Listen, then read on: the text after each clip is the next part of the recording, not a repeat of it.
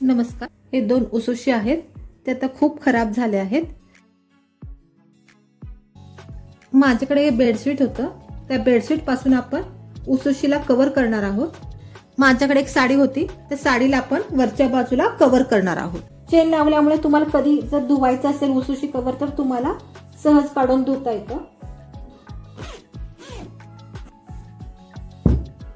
हे असं सुंदर आपलं उसुशी कव्हर झालेलं आहे। याला आपण चेन केला आहे। जेव्हा कधी आपल्याला धुवायचं असेल कव्हर मधून हे उसुशी कव्हर काढून हे धुवू शकतो। त्यापासून आज आपण खुर्चीवर बसण्यासाठी बॉक्स साइजचे उसुशी तयार करणार आहोत आणि ह्यातलं सगळं हे काढून घेत जे गाठी आहेत ते सोडून घेऊया।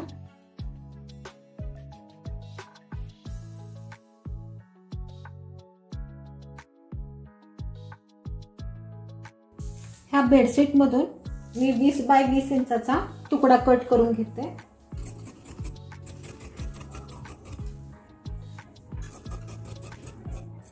वीस बाय 20 इंचाचे आपल्याला 2 तुकडे लागणार आहेत। 2 बाय 2 इंचाचा बॉक्स तयार करून घेते। असे चारी बाजूला बॉक्स तयार करून घ्यायचे आहे।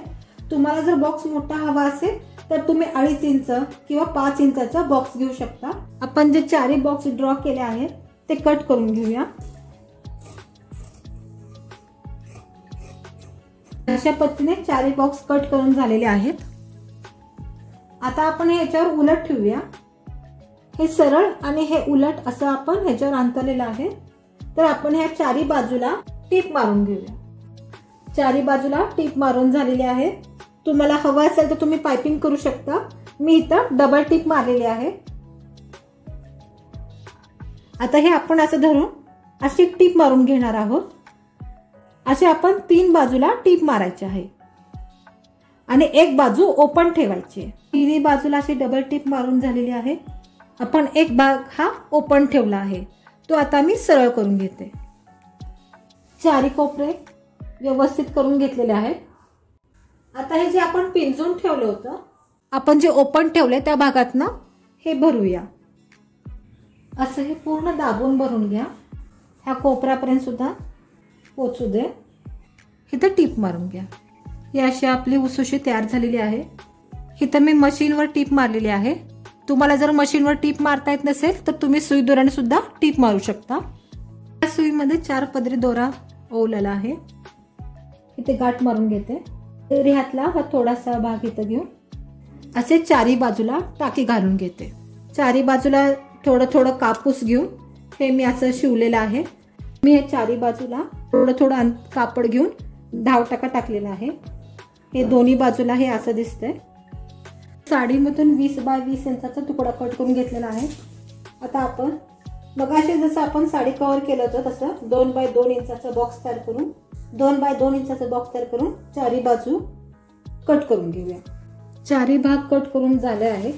त्यातलं एक पान मी बाजूला करतेय आणि हे असं दुमडून इथून कट करून घेते।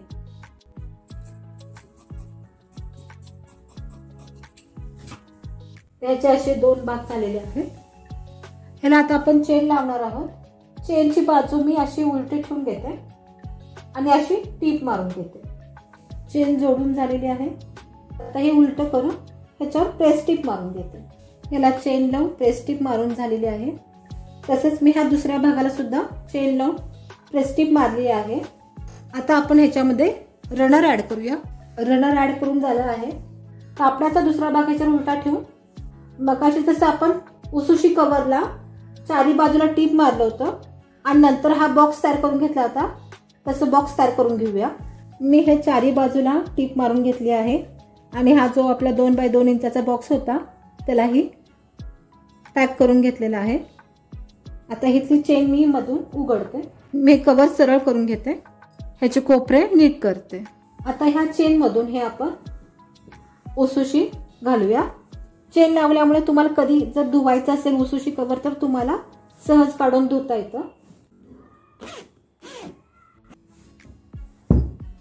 हे असं सुंदर आपलं उसुशी कव्हर झालेलं आहे। याला आपण चेन केला आहे। जेव्हा कधी आपल्याला धुवायचं असेल कव्हर मधून हे उसुशी कव्हर काढून हे धुवू शकतो। तुम्हाला माझा व्हिडिओ कसा वाटला ते नक्की सांगा. लाईक करा, शेअर करा, सबस्क्राईब करा आणि बेल आयकॉनला क्लिक करा, जेणेकरून ज्या ज्यावेळी मी माझे व्हिडिओ सर्वात प्रथम तुम्हाला पाहायला मिळेल. थँक्यू.